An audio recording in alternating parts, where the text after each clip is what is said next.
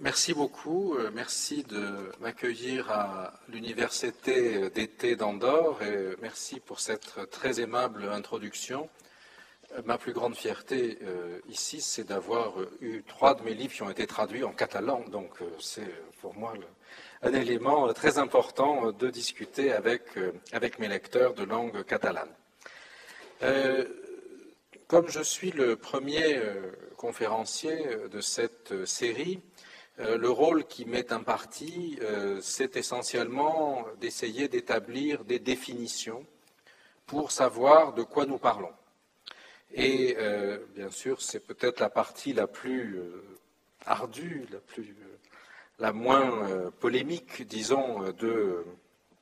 ce travail, mais en même temps, les définitions posent un grand nombre de questions sur lesquelles, si vous le souhaitez, on pourra revenir pendant la période de questions-réponses tout à l'heure. Mon propos va s'inscrire assez directement dans la continuité de ce que Juan Goytisolo nous a dit tout à l'heure, mais dans une logique qui est à la fois plus historique et qui est plus, disons, plus épistémologique. Je vais essayer de voir comment les concepts du même et de l'autre, de soi et de l'autre, de l'Orient-Occident, de chrétienté et islam, se sont construits au fur et à mesure dans l'histoire et dans une grande ambiguïté pour élaborer des grands récits, des grands narratifs qui sont mobilisés aujourd'hui par différents acteurs politiques. Et c'est dans cette mobilisation de récits par des acteurs politiques qu'on va voir comment se construisent, selon l'intitulé de cette conférence, les malentendus, les compromis ou la compréhension. Alors, il me semble que si l'on veut essayer d'aborder notre sujet dans sa globalité, dans son histoire longue, il faut le diviser en différentes périodes. Alors, on peut choisir évidemment toutes sortes de subdivisions, mais pour le faire de manière simple, je voudrais diviser la période dont nous nous occupons en 3 grands moments. L'époque précoloniale, l'époque coloniale et l'époque postcoloniale, qui est celle dans laquelle nous vivons, et qui est aussi une période marquée par un bouleversement considérable, c'est-à-dire par l'installation de populations d'origine musulmane extrêmement nombreuses, en Occident en général et en Europe en particulier. C'est aussi la période, bien sûr, du terrorisme international, phénomènes qui ne sont pas complètement reliés l'un à l'autre, contrairement à ce que certains ont voulu dire, mais dont nous allons voir que cela transforme très profondément les perceptions. Alors, revenons brièvement, si vous le voulez bien, sur la période coloniale, la période précoloniale, pardon, la période historique, pendant laquelle se constituent l'un contre l'autre l'islam et la chrétienté. L'islam naît au début du 7e siècle après Jésus-Christ, avec la venue, la prédication du prophète Mohammed,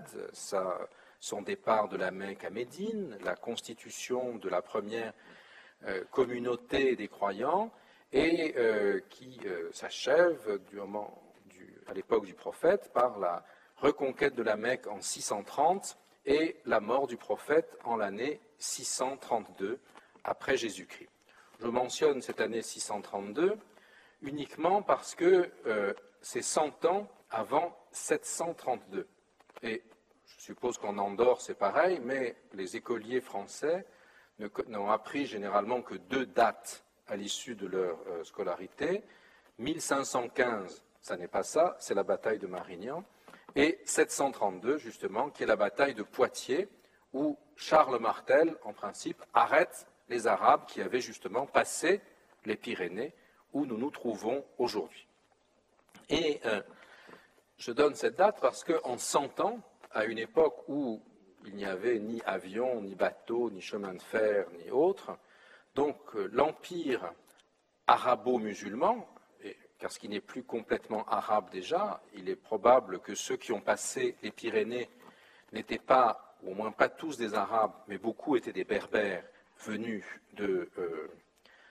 Maghreb, et peut-être un certain nombre d'occupants de l'Espagne d'alors convertis à l'islam au passage. Donc, en 100 ans, le monde de l'islam connaît une expansion fulgurante qui l'amènera jusqu'en Espagne et en France à l'ouest, jusqu'à l'Indus à l'est, jusqu'à Samarcande au nord et jusqu'en Afrique au sud. Donc, à partir de ce moment-là, le monde de l'islam se présente, se construit comme un rival par rapport au monde de la chrétienté. Un rival qui remplace celui qui jusqu'alors avait été imperméable au monde chrétien et qui lui menait la guerre à l'est, le monde perse ou sassanide, qui est, contrairement à Byzance, qui est complètement détruite par l'expansion de l'islam. Et Juan Goytisolo, hier, dans la conférence de presse, a mentionné qu'après la chute du mur de Berlin,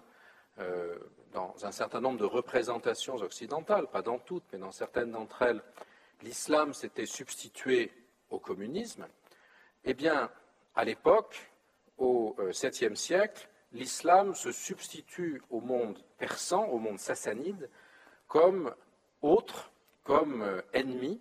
de la chrétienté, et d'abord et avant tout de la chrétienté d'Orient, la chrétienté orthodoxe de Byzance, et ensuite de la chrétienté d'Occident,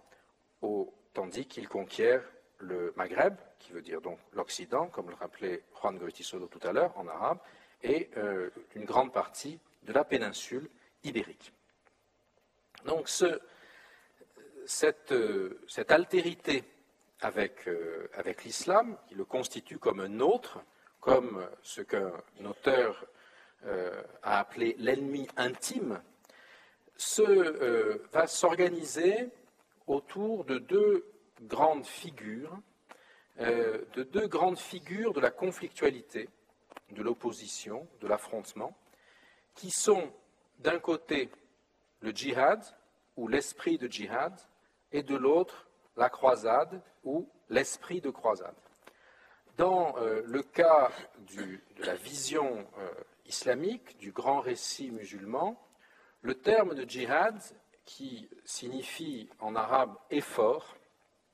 alors c'est un terme très polysémique, qui peut être l'effort pour sortir de soi, si j'étais musulman, ou même si je ne suis pas musulman, ce que je fais aujourd'hui en vous parlant, en essayant de vous transmettre un savoir que j'ai acquis, c'est un djihad d'une certaine manière. Et l'effort que vous faites de m'écouter, c'est aussi un djihad. Mais dans l'acception politique du mot, le djihad veut dire la guerre, soit de conquête pour étendre le territoire de l'islam et faire en sorte que l'humanité tout entière devienne musulmane, soumise à la volonté d'Allah et à une législation qui est tirée des textes sacrés de l'islam, soit pour défendre des territoires de l'islam qui ont été menacés par ses ennemis. Et l'obligation du djihad est très présente dans la culture islamique. Elle a même été le moteur, si vous voulez, de l'expansion. D'abord de l'expansion arabe jusqu'à Poitiers, Samarcande et autres, et ensuite de l'expansion ottomane. Et c'est à partir de l'échec militaire qui a été représenté par la défaite des Ottomans devant Vienne d'Autriche en 1683, que le système fiscal de l'Empire ottoman s'est effondré, puisque le djihad assurait aussi des ressources par, d'une certaine manière, la colonisation des pays vaincus, l'extorsion du surplus, l'utilisation de la main-d'œuvre servile, etc. Donc le djihad a une grande importance, non seulement, si vous voulez, idéologique, mais aussi va avoir une grande importance politique, économique, institutionnelle dans le développement